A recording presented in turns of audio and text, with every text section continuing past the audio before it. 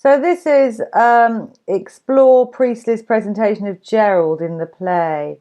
You must consider language, form and structure in your answer.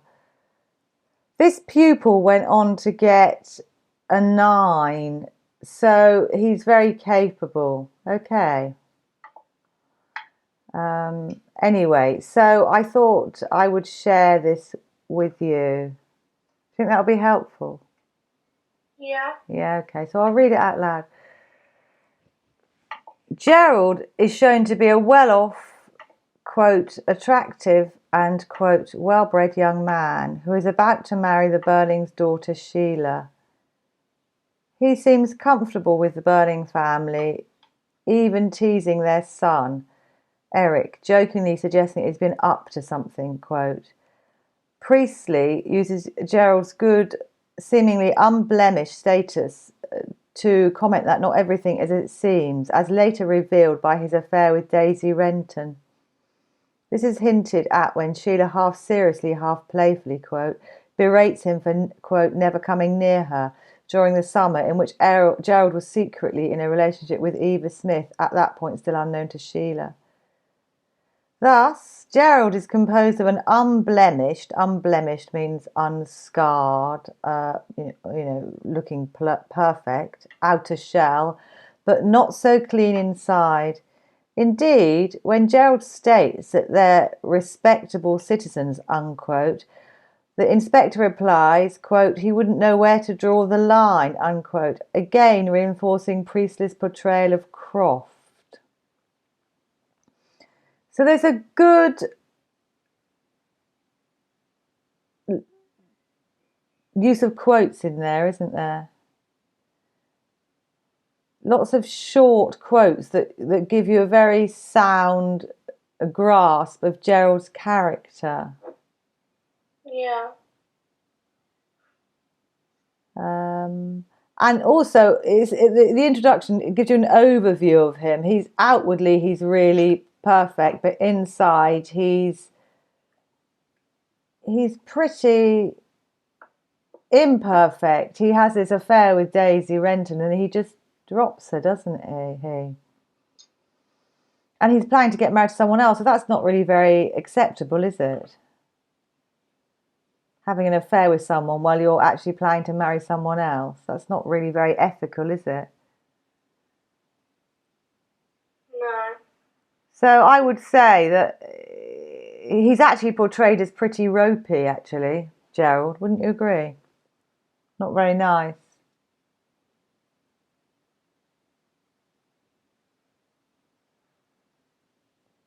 Sometimes in the novel, Gerald is seen quite unfavourably, such as when at first mention of Daisy Renton's name, wants and tries to deny any knowledge of her existence and suggests to Sheila that he keep it from the inspector. However, Priestley does not make him a one-dimensional character through Gerald's display of honesty, such as when he tells the inspector that he met Daisy a second time, quote, not accidentally this time, of course. A detail he did not have to give to the inspector. And when Sheila sarcastically remarks that Gerald must have adored playing the fairy prince with Daisy, he admits that he did for a time. Displaying an honesty even Sheila praises immediately after. So he does turn out to be honest. And able to look at himself, basically. However, despite Gerald's apparent grief about Eva Smith's death, admitting that he is upset, quote, and displays shock upon the discovery, comma, Gerald seems to let the audience down at the end of the novel. Yes, he does let us down. He's absolutely right. When he discovers that Inspector Gould is not a real police inspector, Mr. Burling states that it makes all the difference, quote, to which Gerald replies, of course, quote, not only is the agreement saddening since it shows that Gerald no longer feels a personal responsibility for the death of Eva Smith, only caring about reputation, thus rejecting Gould's message, quote, that we all are all responsible for one another. So he's got the key quote in there, hasn't he? Yeah. The quote we always want to put in there, we are all responsible for one another. We are all responsible for one another. I'm responsible for you. You're responsible for me. I'm responsible for my mum and dad. you're responsible for your mum and dad, they're responsible for you, we're responsible for the cleaning ladies and people we meet in the street. We're responsible for one another. We should make sure we don't exploit people. So this is a moral and ethical text. The exclamation mark, we are responsible for one another. The exclamation mark displaying enthusiasm makes it even more disheartening. So the really nice analysis of language there, actually, of course, where he has that exclamation mark. So he's actually he's really glad that the inspector turns out to be not real. Mummy, she's gonna come, okay? She's taking a long time. See? My parents are out and my brother came upstairs.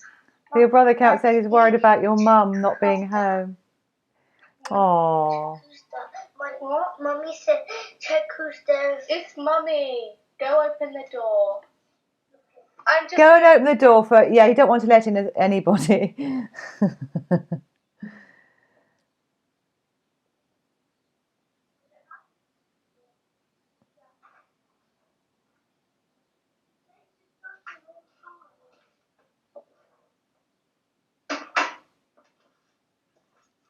Sorry about that. That's all right, no worries. Bless him. How old is he? He's 7. Oh, okay. So Mum is home. We can carry on reading.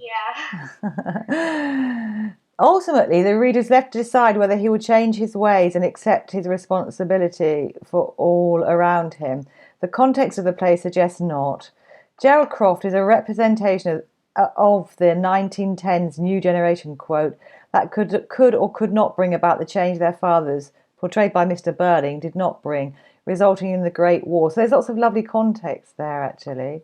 However, the outbreak of the Second World War, the fire, blood and anguish mentioned by the inspector, suggests that Gerald and his generation did not learn the inspector's lesson, resulting in Gould's ominous prediction. Instead, Priestley suggests that only the generation after Gerald would learn the lesson. Oh, this is a very good essay, actually, isn't it? Yeah. We like this a lot. So basically, yeah, instead, Priestley suggests that only the generation after Gerald would learn the lesson. Following the election of a new socialist Labour government, Priestley would have supported. Oh, so he's got a real understanding of, the historical context, basically. And in fact, yeah, Sheila and Erica changed, but, a substantial portion of people in the play aren't, are they?